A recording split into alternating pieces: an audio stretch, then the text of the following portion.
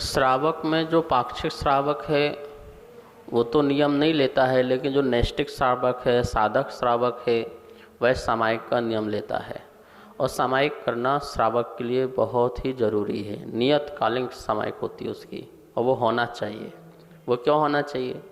क्योंकि सामायिक का मतलब होता है समता भाव।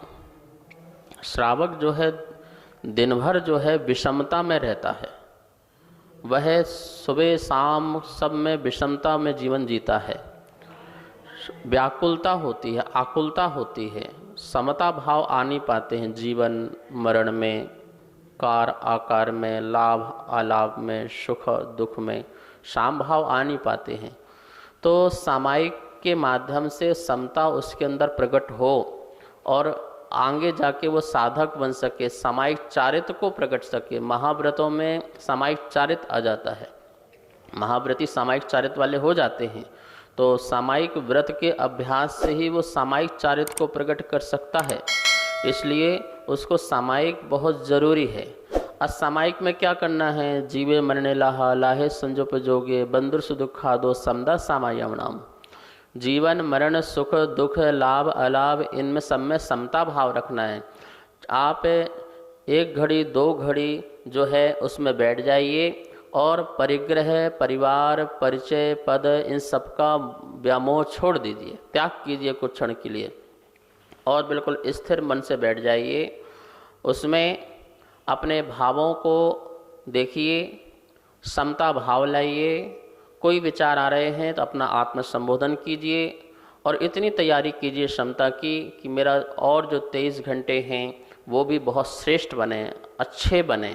समता से ही का नाम ही सामायिक है और इस सामायिक में ही के कारण ही ध्यान की प्रक्रिया प्रारंभ हो सकती है।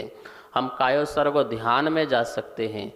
तो उसमें हम जो पाठ करते हैं, शुरू में हम देव वंदना आदि करते हैं, चारों तरफ देव वंदना करते हुए, प्रभु की वंदना करते हुए, चैत्य वंदना करते हुए, समाधि वंदना करते हुए कीजिए, करना है। पहले करो, लास्ट में कायोसर्ग करो, दिग्वंदनाएँ करो। ये करने के बाद फिर शाम भाव से बैठो। अब उसमें पाठ पढ़ने प्रारंभ कर दो, उसमें स्वाध्याय करना प्रारंभ कर दो, जाप करना प्रारंभ कर दो। तो ये सामायिक काल में नहीं, ये अन्य काल में करना। सामायिक काल में मतलब समता, मैं कौन हूँ, मैं क्या हूँ, मेरा क्या स्वरूप है, पर द्रव्य का स्वद्रव्य का चिंतन करके सबके प्रति राग द्वेष मोह हटाना।